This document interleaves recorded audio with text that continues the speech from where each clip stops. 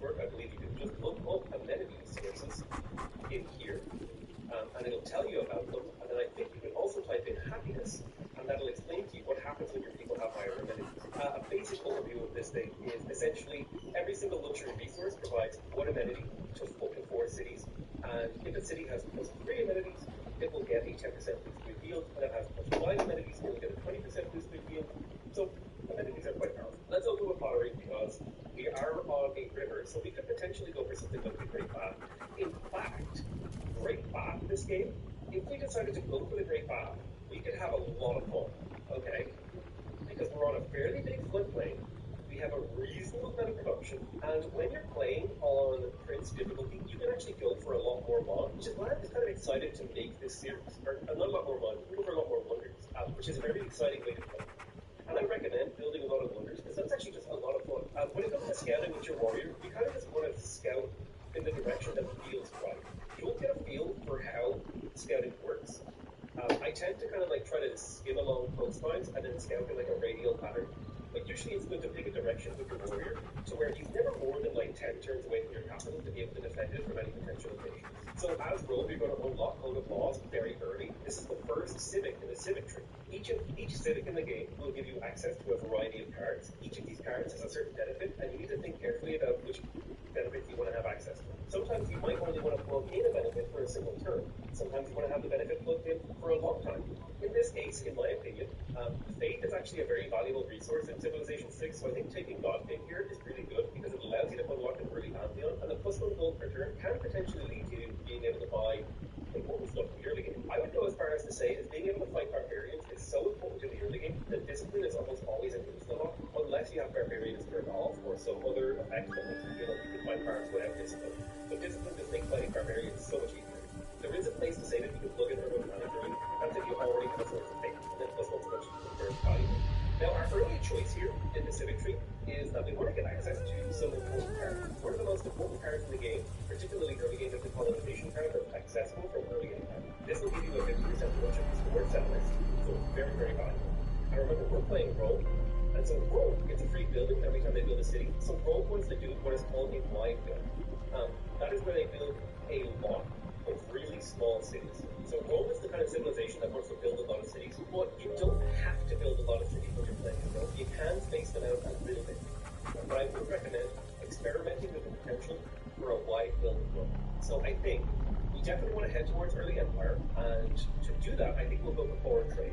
It looks like a barbarian encampment just appeared on this peninsula, and warriors are actually able to fight barbarian encampments alone, usually in the early game. So I'll kind of explain briefly how that works, but it's fairly straightforward. I have completed my scout, by the way, and the main goal of the scout is to scout in a bit of a circle around my empire, with the slinger taking up the slack on this side, and then the scout will pick a direction and go to try to find other civilizations. So basically the goal of the scout is to find where I'm going to be settling my early cities. We have found another player, and it is Norway.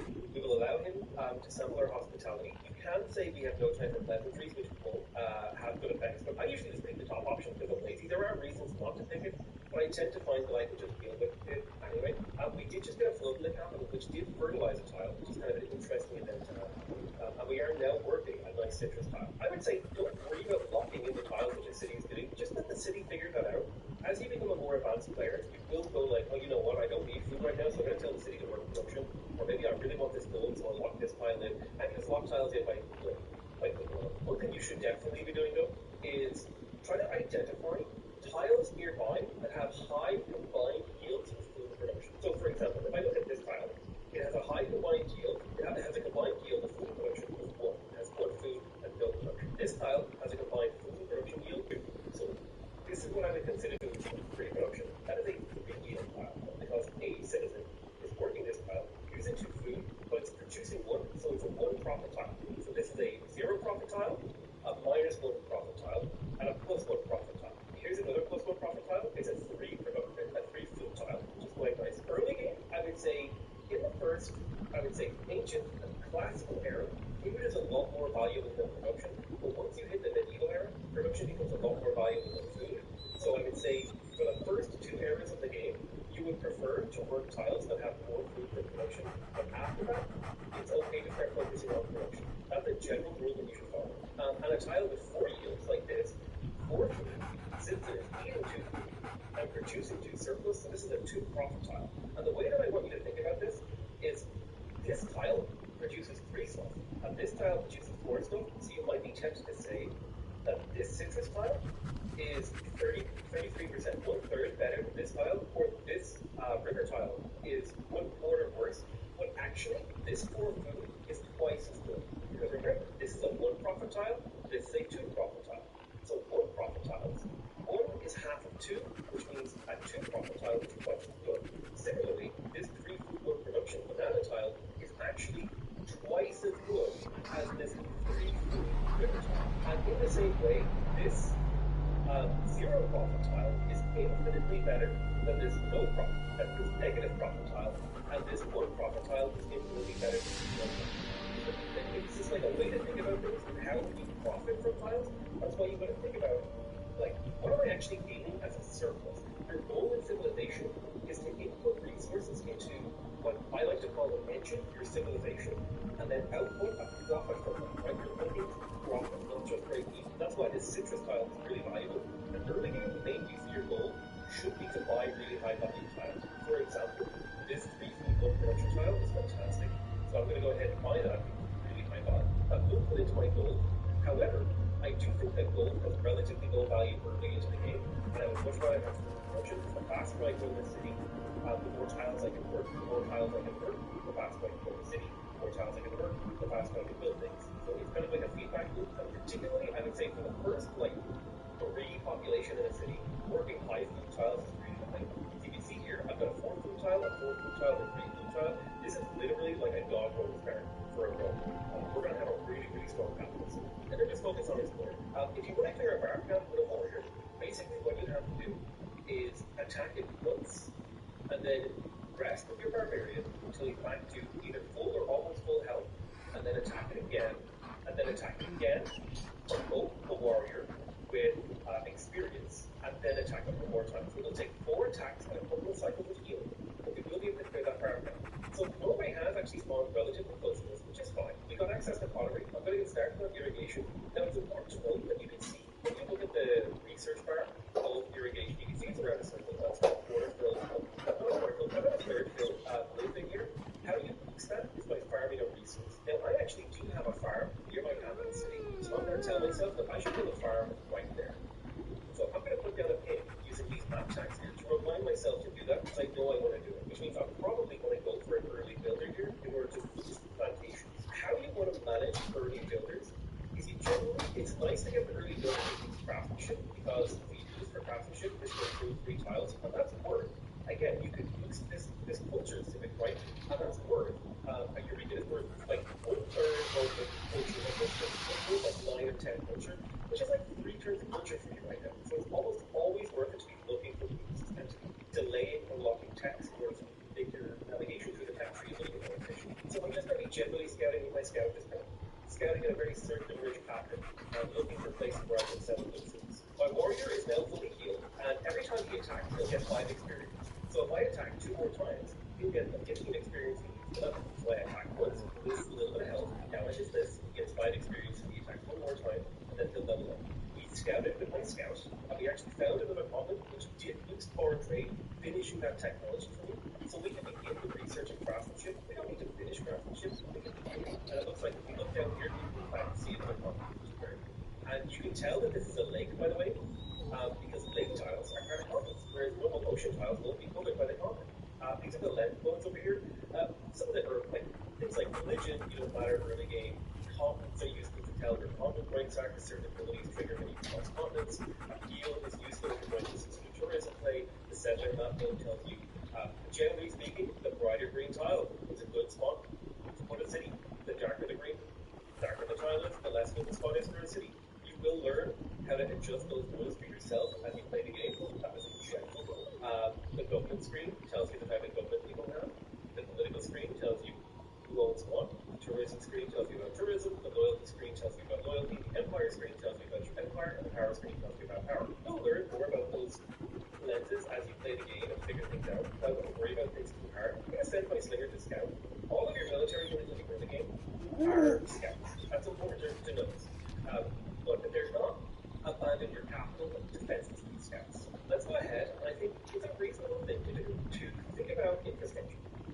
two main ways. No, let me rephrase that. There's a variety of ways you build infrastructure in Sim. One of the primary ways to build infrastructure is by settling city centers. That's probably the first way that you're going to build infrastructure, and in fact, it's the first thing you do in the game. Another way to build infrastructure is something you do inside cities, which is building buildings, which I'm going to represent as happening. So building buildings happens inside cities, as does building districts, like for example a campus. That's a few different types, and buildings also happen inside of campuses and other districts. Another way to produce infrastructure is by building buildings and population. And the thing is, builders go hand in hand with your population. Generally speaking, you want to have about as many builder charges for your empire as you have population, because roughly every tile in your empire can be improved, and therefore roughly every tile in your empire should be improved. Because here's the thing, if I were to do, let me talk about this farm tile. If I were to be working this rice tile, I would be producing free food. If I put a farm here, okay, a farm will produce an extra plus of food.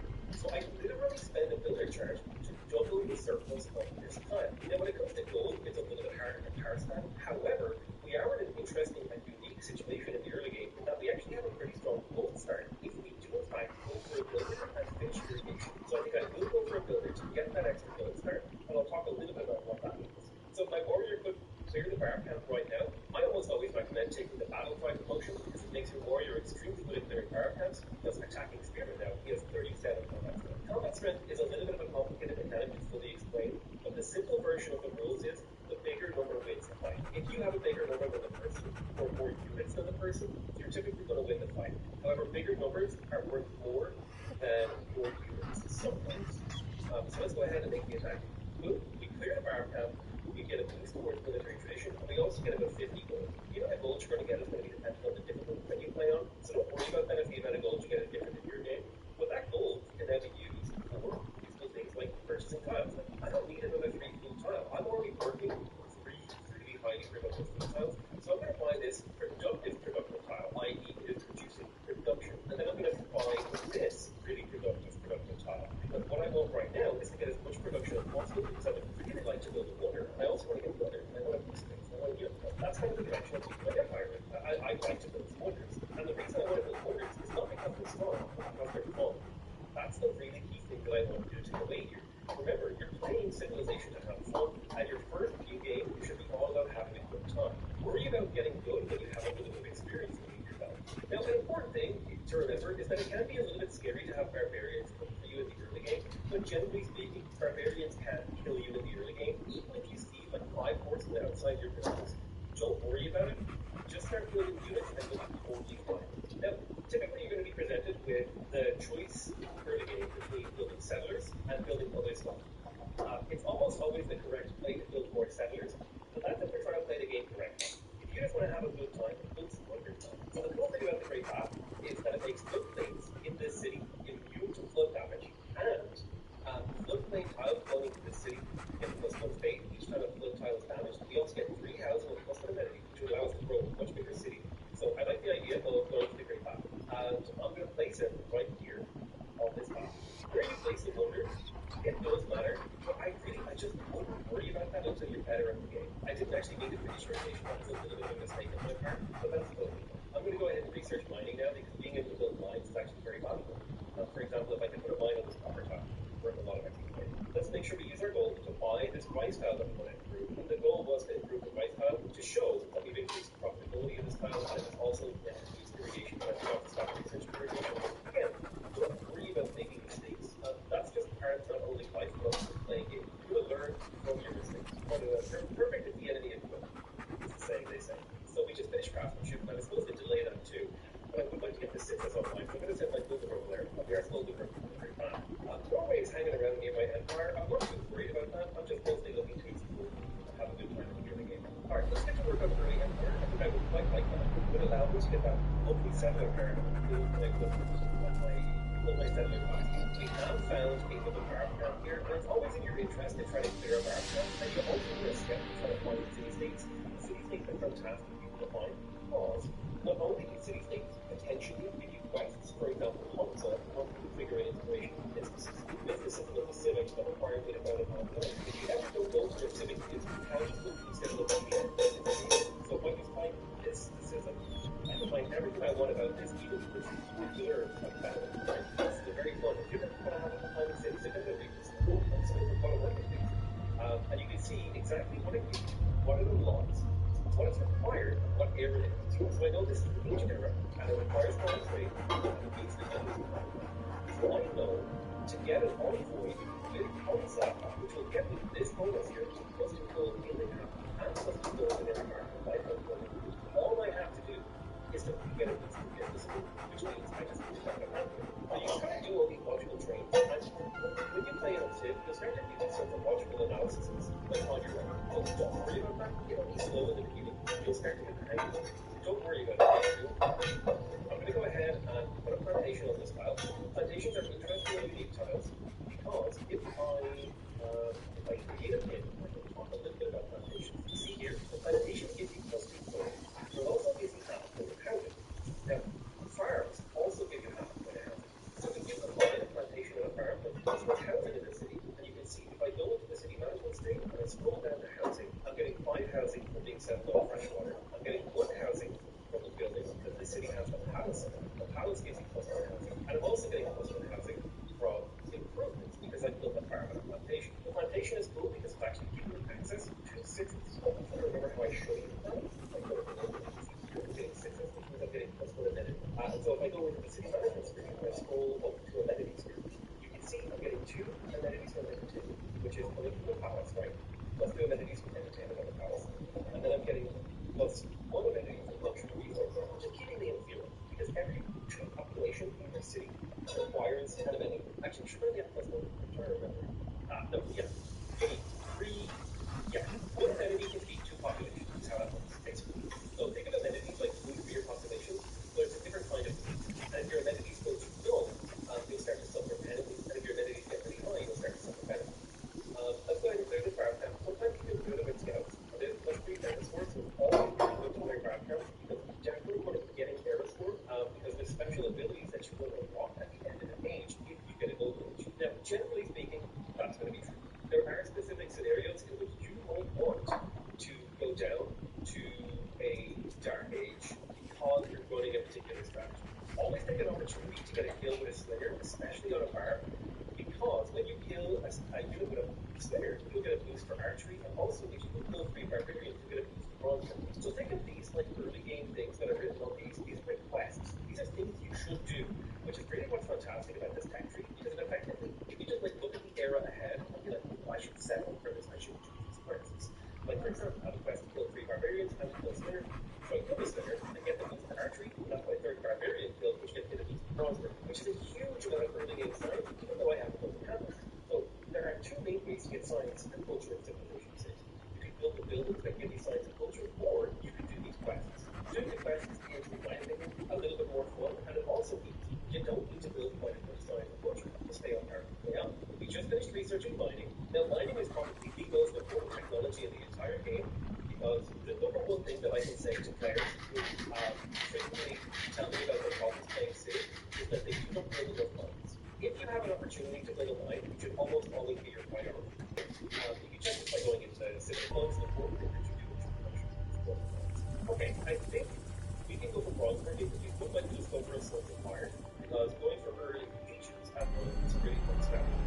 So we would kind of like maybe like go in that direction. We have discovered Rapid Nui. That is a cultural city state. The color of the city state will correspond to the type of field that they will give.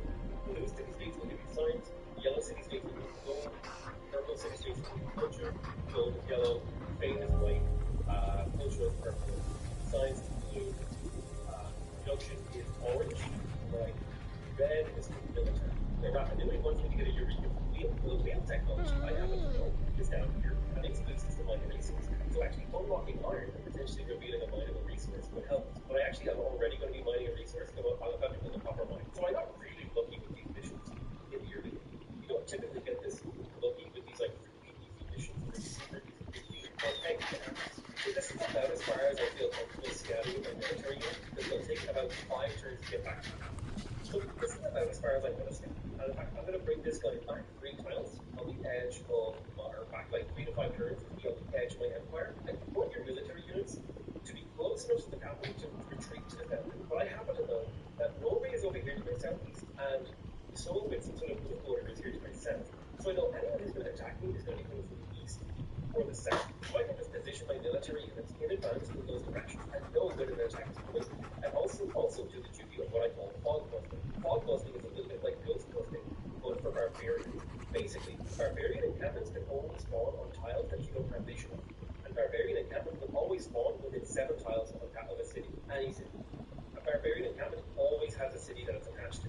That's a really important gameplay mechanic for you to understand.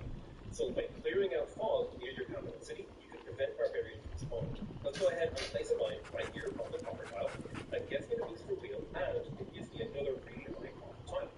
A 2 food, 2 production tile. I would go as far as to say is 2 food, 2 production tiles are what I call perfect profit tiles in the early game. As in, it is hard to find a tile that is better than that. 2 food, 2 production. It's what you want to be looking for, particularly in the ancient era. My capital city just hit 6 population, which has boosted the early effort because it says grow your civilization to at least 6 population. Now that doesn't have to be in a single city. You could have 6 1 population cities, you could have 3 2 population cities, or any combination of cities as long as the total population reaches 6. Now it looks like Norway is actually trying to settle in my direction, and there's a cheeky trick you can do. If you stand in front of their settlers, it slows down how quickly they can settle, and it also sometimes it annoys them and they'll go off in a different direction. So if you can like predict where they want to settle, and I predict they want to settle right here, so if I stand on this tile, they might get fed up with me and leave. This is just something you can do to predict the AI. It's an annoying little technique, but it's really, really fun to pull off. So I'll stand here, and I'm even going to start moving my slinger down here to participate in the block. Because this is like basically passive aggression, civilization style. Let's go ahead and pick up this tribal village. Use forward state workforce is fantastic. And my scout buff is 5 experience. Scouts get experience for scouting, basically. So with the unlock of early empire, a lot of new things have become available to us. We have access to the Landsfair skill, reducing the cost of purchasing tiles. We have access to the 50% for settlers, making it much easier for us to settle cities. We have open borders agreements are now available. We can declare independent wars. We have the ability to get governor titles. Governor titles are going to be one of the most important things that you get in Civ. My personal recommendation is almost always you want to go for Pingala, because Pingala's tier 2 abilities, i.e., like this is his tier 1 ability, well, I guess you could say this is his innate ability, and this is his tier 2 ability, or tier 1 ability, this is tier 2 and this is tier 3. His tier 1 abilities, Connoisseur and Researcher, are super valuable in the early game. Like, I have 6 population in my capital city right now, so if I was able to get Pingala promoted, he could produce a 15% science boost and 6 culture and science, which is kind of insane in the early game. Another really good early option is to go for Magnus. You get the 50% yield from clock harvesting each removal from the city. This can actually be a really valuable thing, especially because we can potentially go into provision and chop out a bunch of units, which is really more of a role thing to do. So in my opinion, when you're playing as role, Magnus is a little bit more viable. But if you want to play it safe with Pingala, I'm going to go for Magnus, but I just think it's a fun way to play. Let's get Dork on state workforce. I got the boost from this from a tribal village, I think, so I didn't need to build a special logistic. But this is going to also unlock the governor title, which are very important. But also is going to give you access to the Dublin Plaza, which is an extremely important building that not enough people do.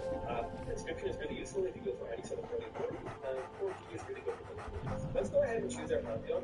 We have an awful lot of options here. Really, honestly, when you're new to the game, just pick the one that's sensible. Don't worry about picking a good one. Now, if you want to know one that's really good in almost every situation, the Divine Spark is what I would call the default pantheon. It's good in culture games, it's good in science games, it's good in war games. It's just generally a good pantheon. Another good default pantheon would be the goddess of God of Craftsman, which improves your resources that you get from strategic resources, +1 production and +1 faith. It's really just going to depend on like what you have. Are you going to be building holy sites? Maybe you should get stuff that makes your holy sites better. Are you going to be building wonders? Maybe you should get Monument of the Gods. We could go for a Monument game here. That'd be kind of fun. You know what? Let's go for an early game wonder plan. So I'll take Monument of the Gods. That'll be a 15% production towards Ancient and Classical Era of Wonders. I would recommend Roll would probably want to go with something like God of the Forge. And in fact, you know what? I think I'll play Roll the way they're meant to be played. So I'll take God of the Forge to lead the militarily. Probably shouldn't be building the Great Path, but whatever. I should really play Roll the way they were meant to be played. They were able to walk through me, so I wasn't able to pop them fully, but I was slightly annoying, and that is mission accomplished as far as I'm concerned. Now, he might be looking to do a forward settle on me, but he's just doing his generally safe settle, which is fine. I just heard the barbarian encampment noise, which means a bark camp has likely appeared near my capital. So you want to click on this pop-up and see where the bark camp is. Now I'm going to redirect my military over there to go deal with that barbarian encampment. I would recommend, generally, get a feel for moving your units one tile at a time, rather than like clicking their destination, because units can get lost on the way. I mean, this fine if you're relatively new to the game to just send them off in a direction. But your units can get into situations and die, which is a little bit frustrating. So I'd say generally, if you want to get better at the game, I would recommend learning to move your units one tile at a time, rather than using auto explore or auto move. Okay, Great Path is completed soon, and we're going to get to work on some cool infrastructure. And I think, for the sake of showing off Rome's abilities, I think we'll start preparing for a war with Norway. Now, we did just get access to bronze working, which has given us access to iron. So we'll have a look around and see if we see any iron. Now, if you don't see any iron, or you don't know what it looks like, there is a button here that you can use called the map search. And all you got to do is type the word iron in there, click it, and then hit the search button, and you should be able to find iron. Now, here's the thing. The only source of iron is down here in the southwest, which basically means we won't be able to build our legions because our legions require iron. So we're going to have to go for a non-military early game strategy, or we're going to have to try and go for horses. So let's go ahead and research horses, because instead of legions, we might have to go for a horse-based military strategy against Norway. We have met Sweden. I almost always recommend the first time you meet a civilization, unless you plan to go to war with them immediately, like within the next era, you can send them a delegation. And what this will do is it will slightly improve their relationship with you. And as long as you're playing on a standard game speed, you can send a delegation to a civilization on the first time that you meet. When this kind of screen comes up, always accept their delegation as well. It's just a mutual little thing. It's nice to do. I've got 200 gold in the bank, so I think what I will do is prepare to buy a builder. We have finished state workforce. I'm going to go ahead and drop God King, and instead I'm going to start colonization so I can start settling new cities. I will keep discipline in because I want to be able to fight barbarians effectively. Like this scout right here looks really good. I did get access to another governor title. When you're playing as Rome, going for provision is a really fun way to play. Settlers trade to the city, not the city population. Really, really fun way to play. I just we're about to do what we call the locust strategy. And I'll explain the locust strategy in detail when we get to it. Let's get to work on political philosophy. Political philosophy is how you advance to the next government tier. And I would say that this is the most important thing that you're working your way towards when you build the game. If you can hit this toward the end of the game era or the start of the classical era, you're on a really good pace. That's why it's really important to keep going.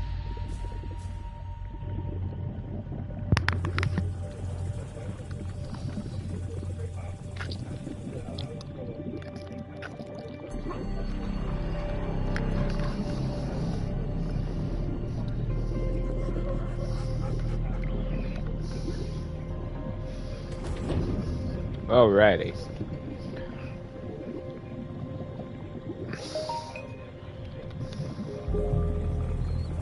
Yep, got my food. I'm ready to roll.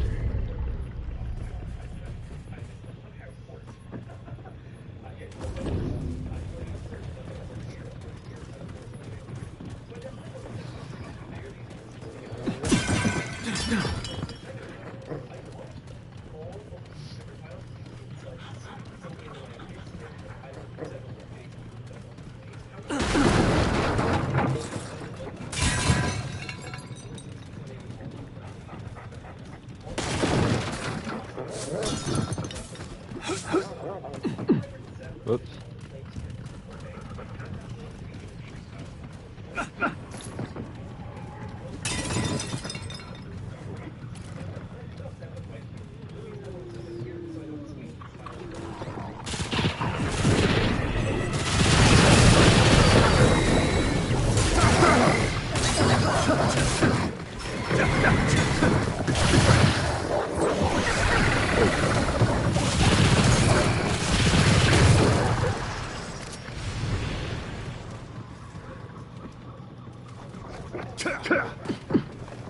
I wonder if there's fall damage.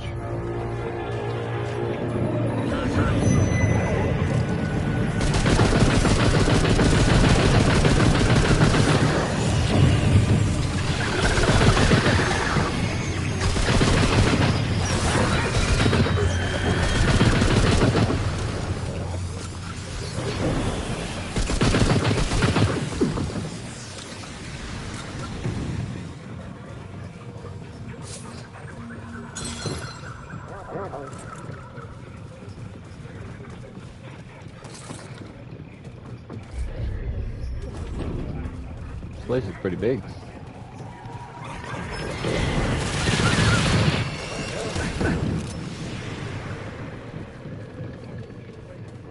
Is this a tome? Nice. Let's see here. This time I'm gonna put one in. Let's do skill cooldown. Oh, probably should have done some over here. Oops. Wait, I don't think it spent it. Okay, perfect. And then what did the skill that I just get here?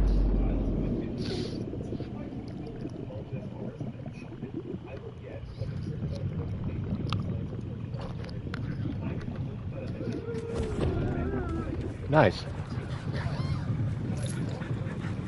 A little extra movement speed.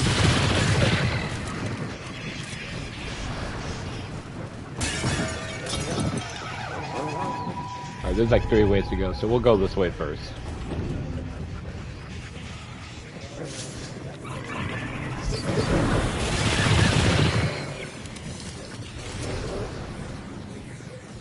Great.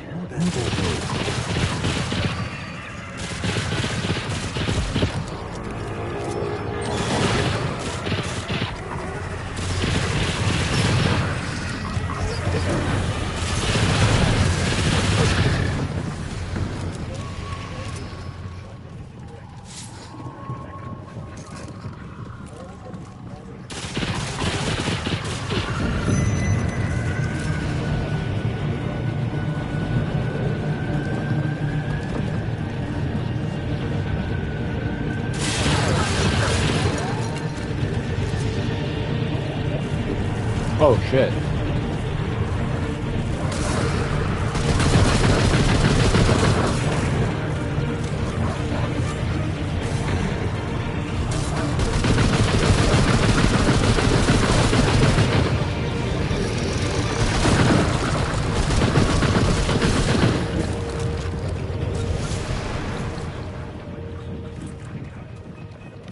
This thing's taking a lot of shots. It's over.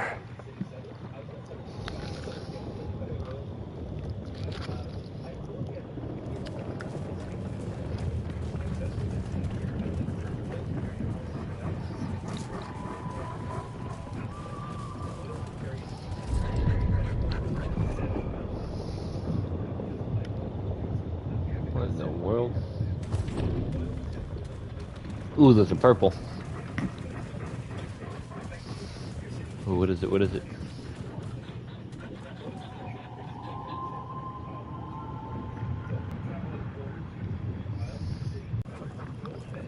That'll come in handy in a boss fight.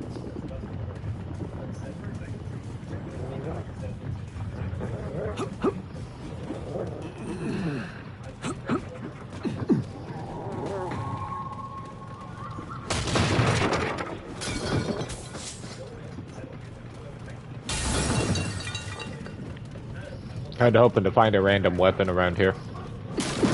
A door? What the hell?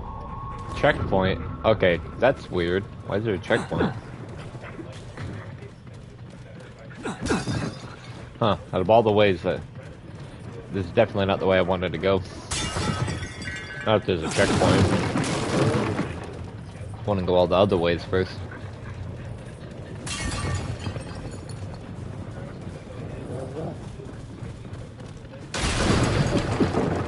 Darn.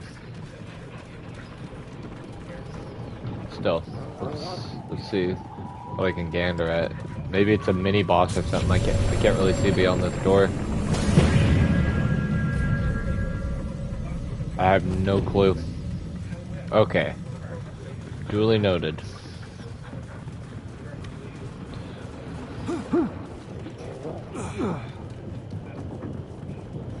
Strange door.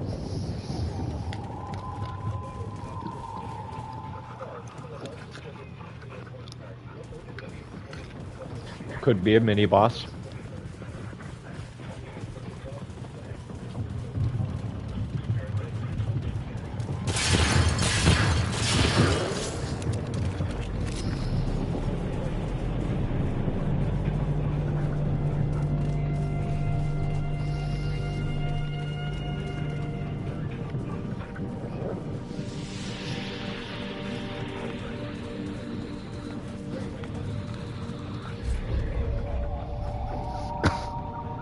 Alright, we will go this way. We'll go the opposite side and see what's over there. I'm really hoping for a neat weapon. Oh, I see something up there. Hold on. Something's up here.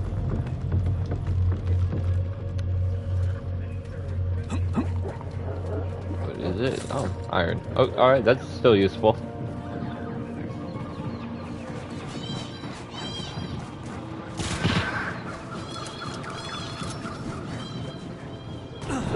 Oh, there is fall damage.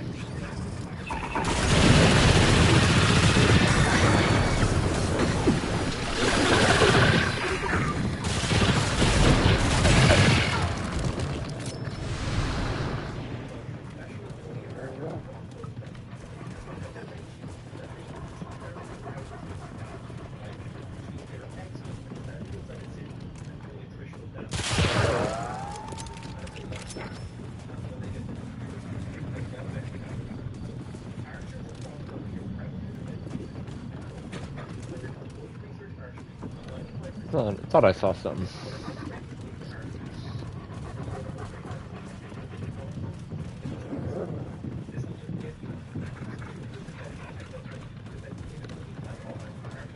Okay, so that was just a big loop.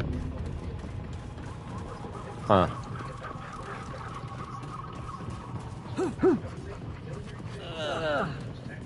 Whoops. Wonder if I could switch shoulders. Oh, I can. That's good to know. That'll come in handy.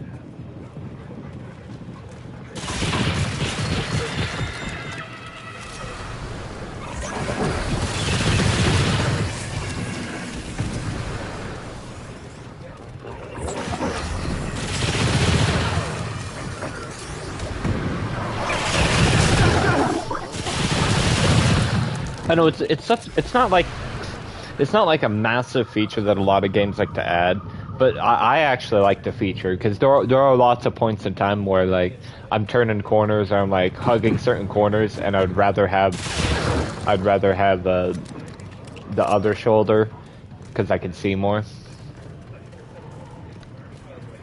I mean, usually I'll just pull the right shoulder, but it's still nice to know that it's there.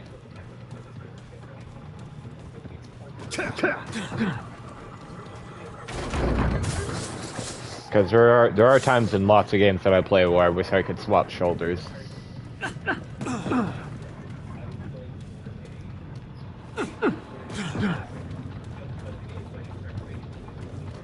Okay, this place is multi-tiered here. I gotta figure out how to get up here. Get up on those areas. Okay. It's kind of confusing looking at it through the map. This map is kind of weird. I mean, I can see the extra level there. It's just kind of confusing.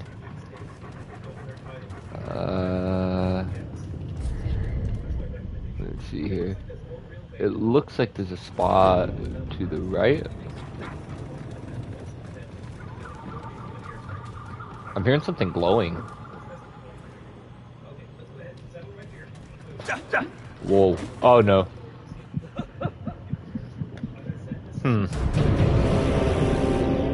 My bad. Well, that's not good. That just respawned all the enemies. A little unfortunate.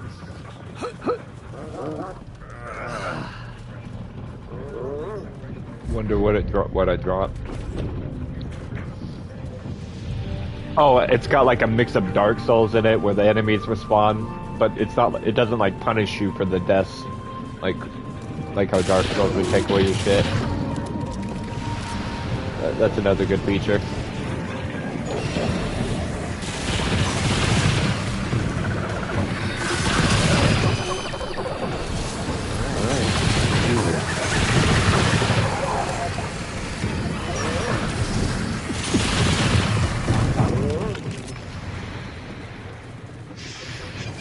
Well, as long as I stick to this path, I shouldn't run into...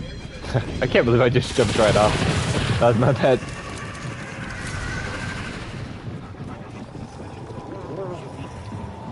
Geronimo, am I right?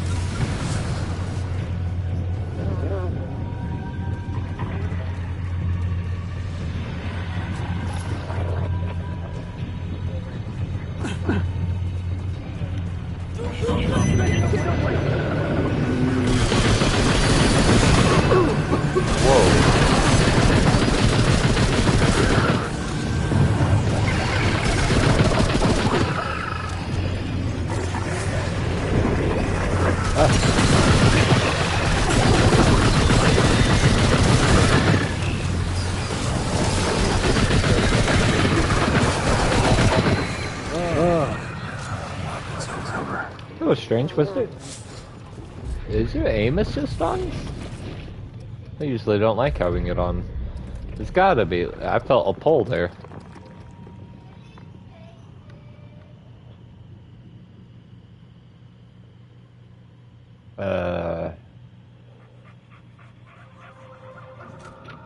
I don't need no aim snap.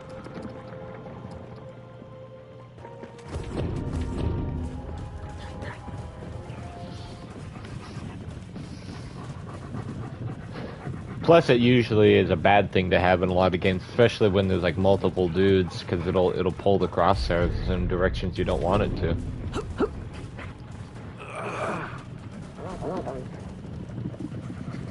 You'll be shooting at a target and something crosses your path and it'll snap to him, snap to that target instead.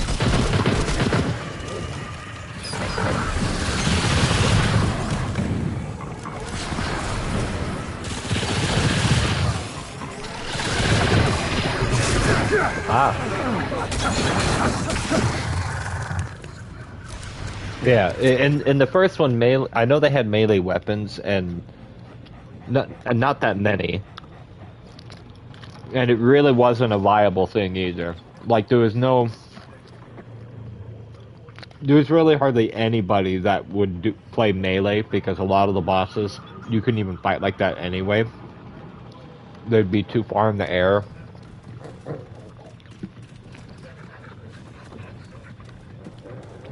I mean, I bet there was something like that in this game where, like, certain bosses would be easier to kill with a melee weapon. Hey, there's a door down here.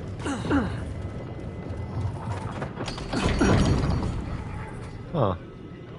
This is the second door that I found locked like this.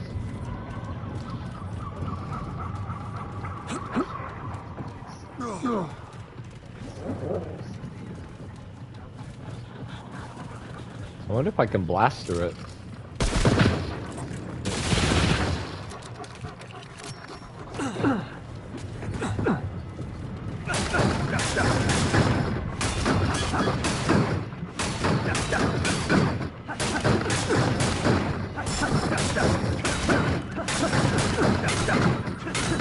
Nope.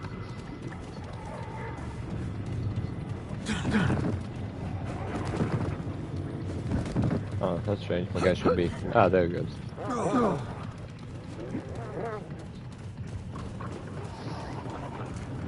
I hear monsters.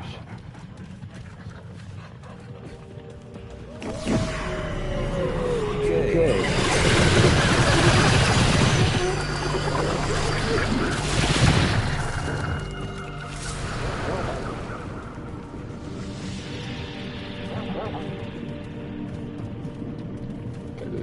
probably something down there. I'll check in a second.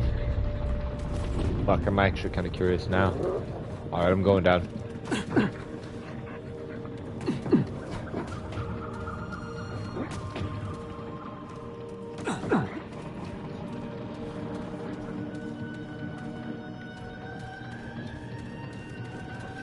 Oh!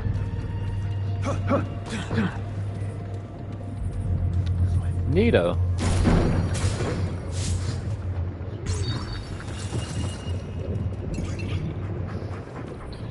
There's these new things called rune fragments. See, they automatically equip themselves to here, but they all do different things, and looks like there are different levels on it, too.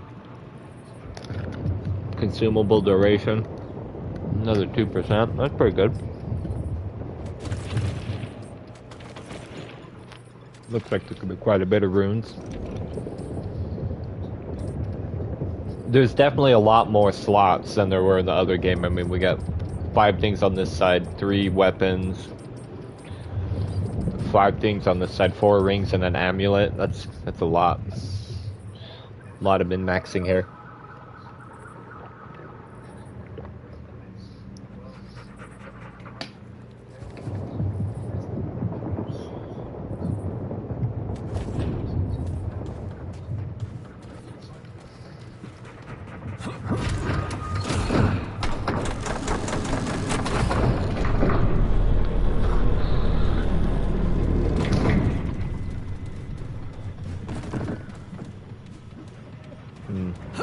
There we go.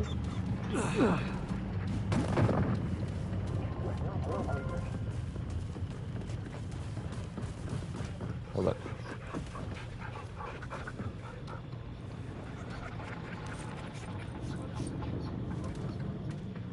I'm not sure what that does, but I do it.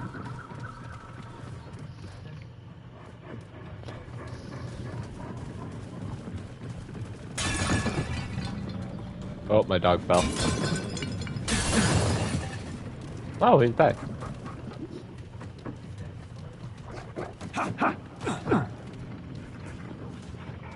There's probably something good up here. It's quite a trek.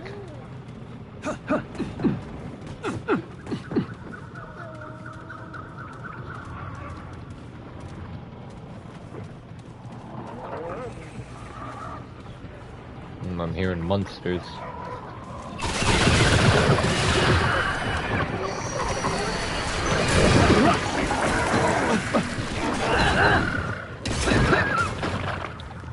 That's also a new thing.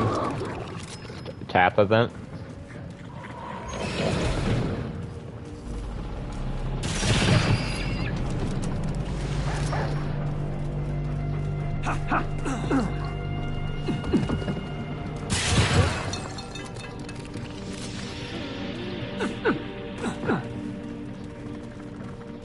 Yeah, what the hell? I've been running all over this.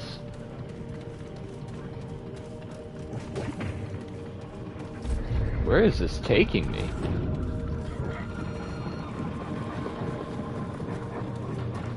I didn't realize this was turning into a Lord of the Rings adventure.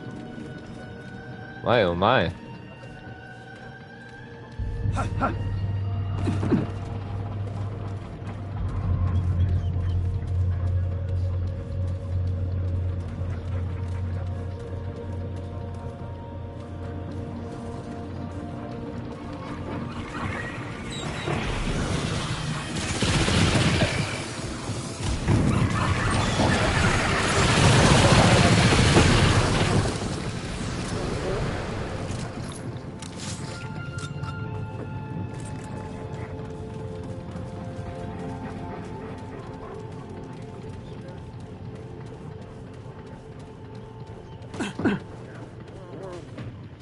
Oh, no.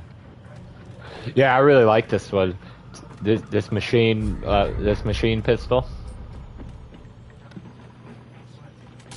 The other one they gave me was a. It didn't shoot as fast. Definitely not as fast as this. Rate of fire is awesome though. I like it. Talisman of the Sun. Ooh. What is that? Increases fire damage by 20% and burning damage by 50%. You know, that works out well because out of all the mods I chose from the beginning, from the training boss that I fought, which is like kind of just the tutorial, I chose this one, which gives my stuff fire damage, so this actually works out well.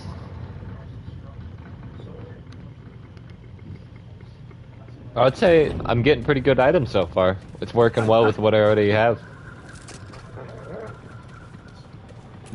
I can't complain. I did get a new thing though for... Oh, okay, so... Okay, I saw what happened there. So, what happened was I got another amulet. So that's what the +1 is. That means I grabbed a second one of the same thing. So it gave it more, which is nice. I made it stronger. I don't know how high up it goes, but it's good to know. So I see what they're talking about, how there's all these different things we can use now, so we don't just have to heavily rely on armor.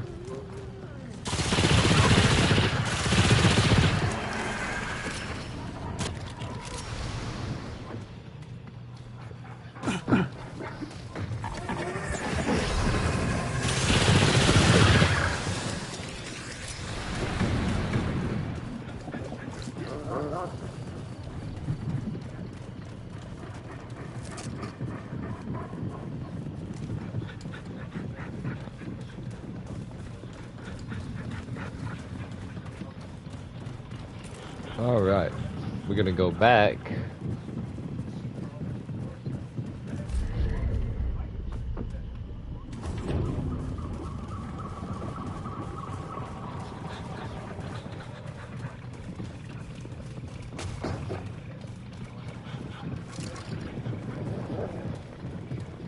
Now, this has been an interesting little area.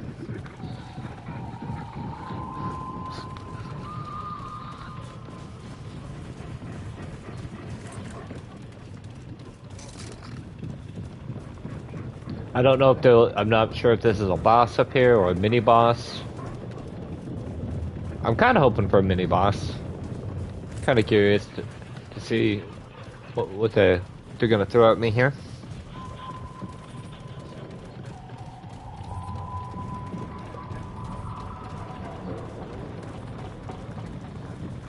Maybe it's a gauntlet survival.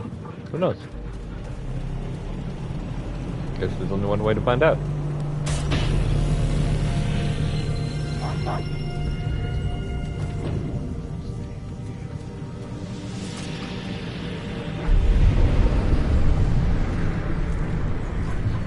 What in the world?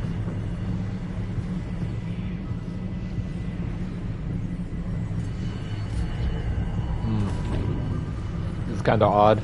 It's showing a red marker on this thing right here.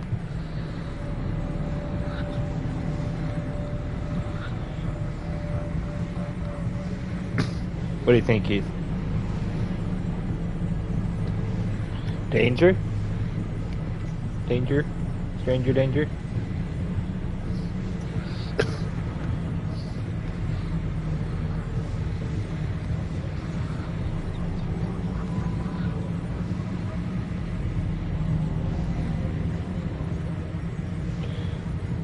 Danger.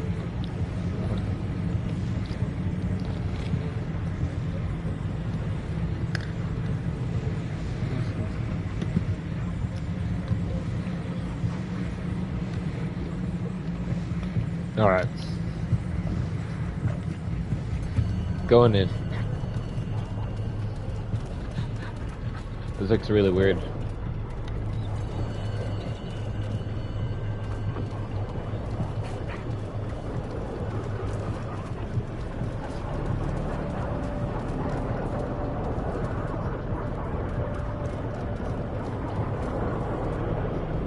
Ew. Do I have to? Let me look around here. I see a lot of bodies here.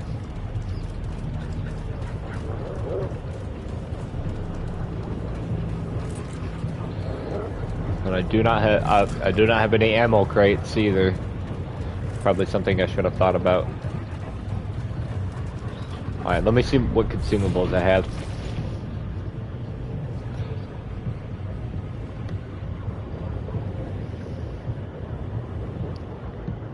Oh, that's interesting. Extra lifesteal. Maybe I should do it.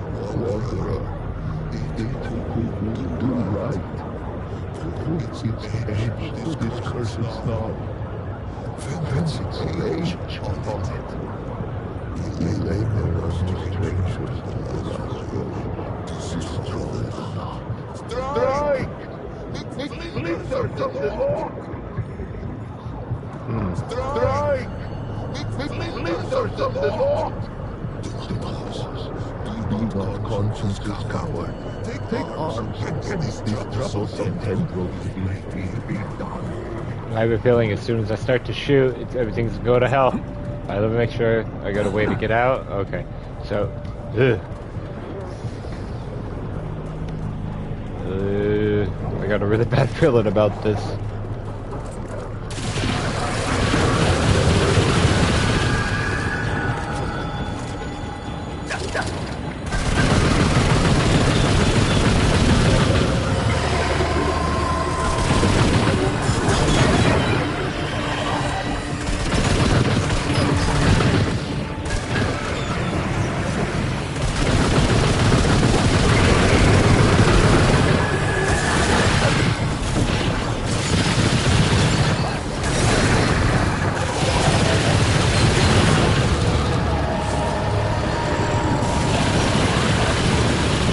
Whoa, man.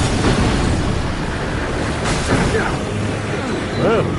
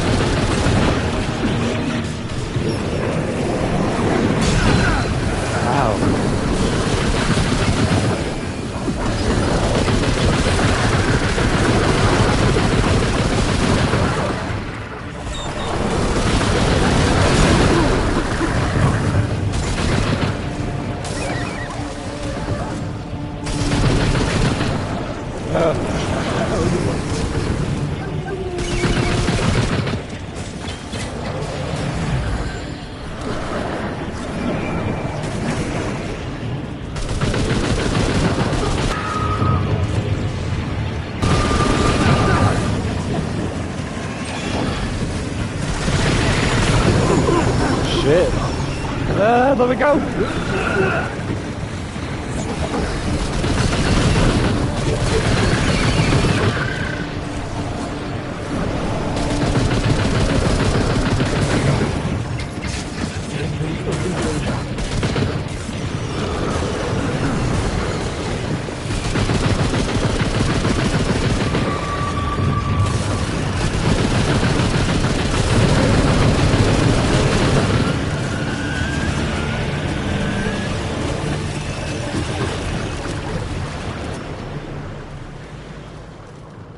Damn.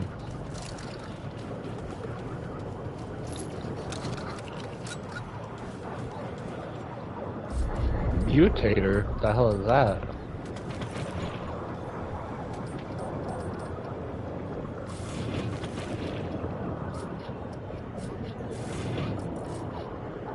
I don't know what the fuck that is.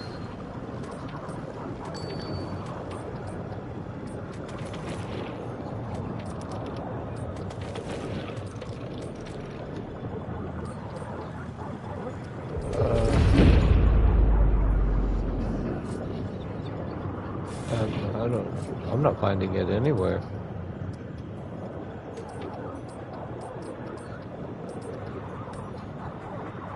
What the fuck was that? Very strange.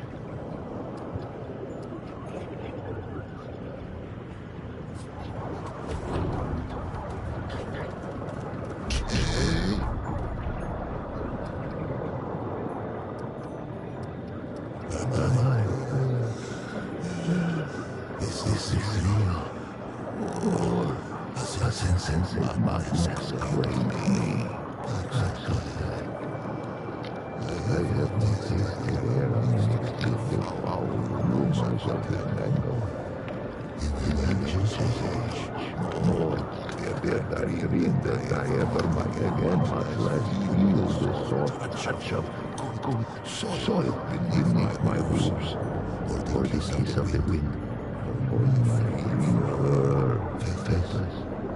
Faithless have I been, and yet acts of decay, with war in its right, and temperance in its left, with acts of decay, and I am saved, two-handed war.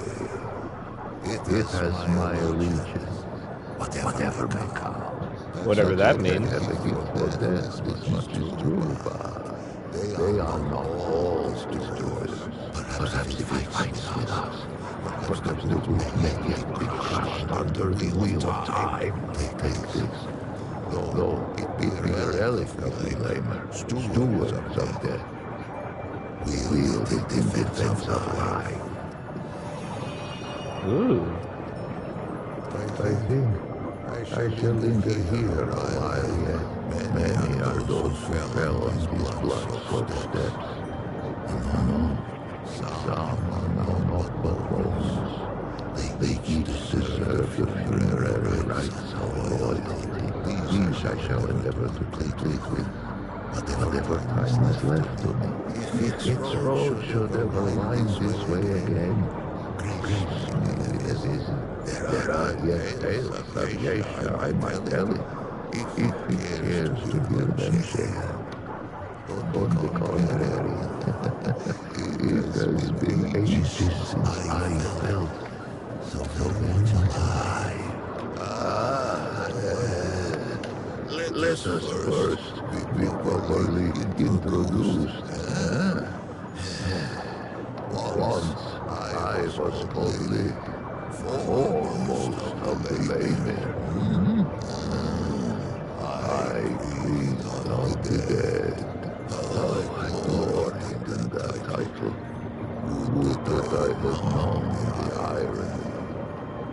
A funerary priest of the deathless, the highborn, one who wraps the powerful in glory, and the Muslim who seals the secrets of the eternal empress with sweet seed oil, and with night we guarded the flesh of the great and sought their resurrection among his trusted sacred band. I was the utmost. I relish the favor of her permanence. More do I.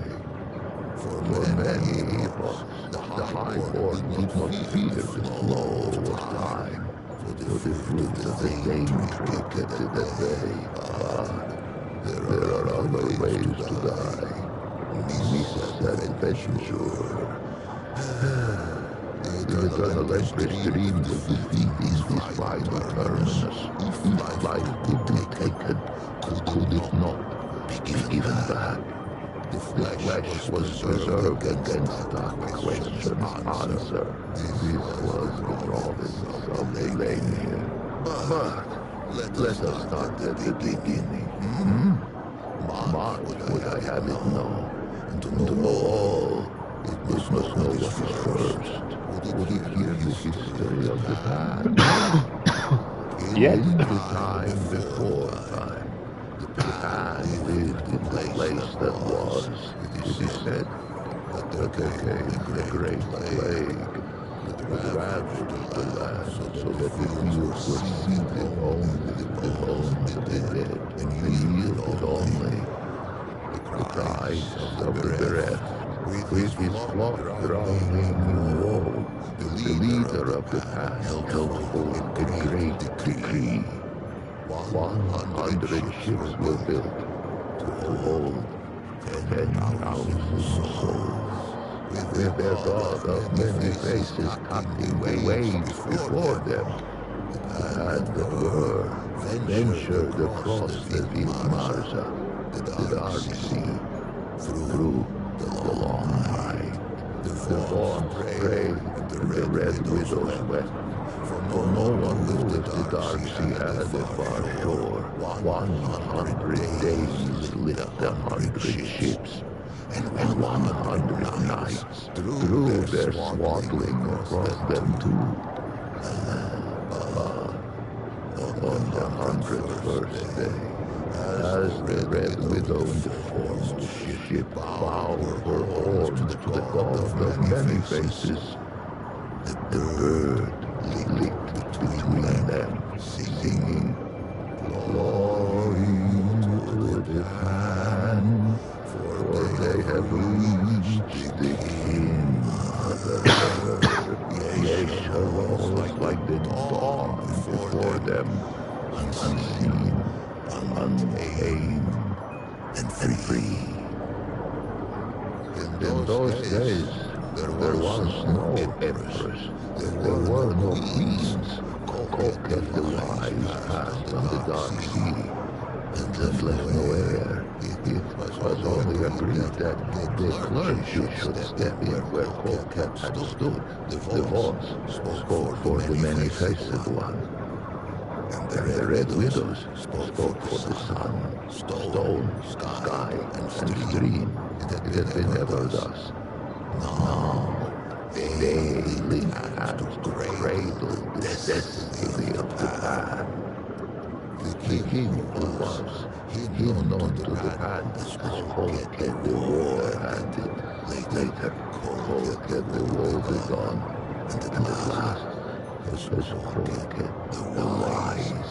Quick of blade was he in his youth, a fearsome general who walked the tree of progress with the lifeblood of many enemies. But the exploits of youth brought Colcat no peace in age.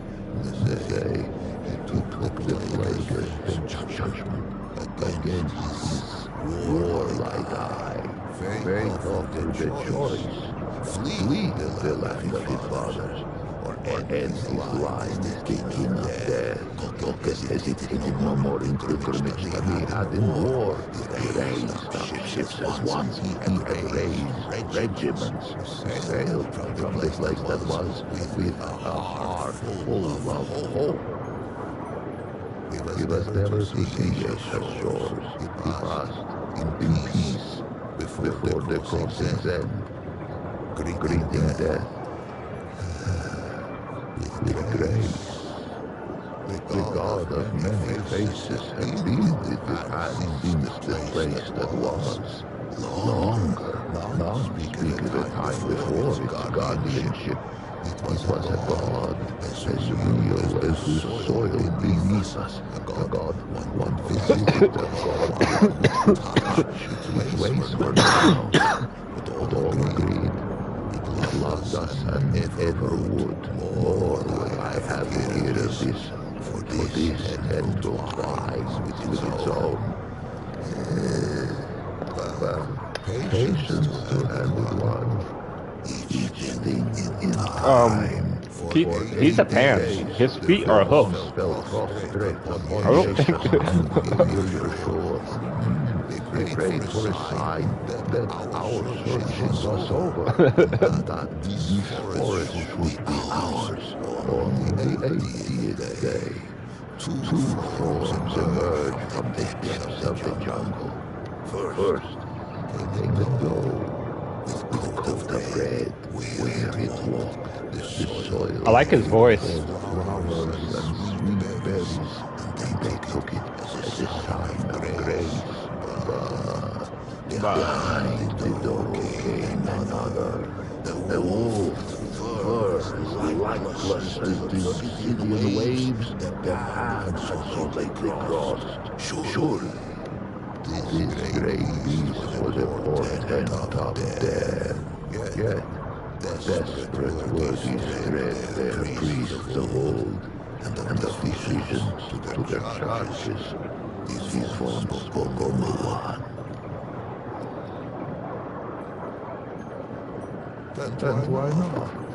The doe fills all the glimpses with a spirit of hope and a sense of growth. It leaps among the shrub and bramble even now. Even the acacias hunted by the root. There are those who think it more than a spirit, a god in waiting. These call themselves the children of the red doe. Those who glimpse the doe often glimpse the wolf, for the latter seems compelled to pursue the former. To hear those early ones tell it would be to hear many different wolves in pursuit, and only one doe, a simple reception of the far-reaching one. Modern and know the truth.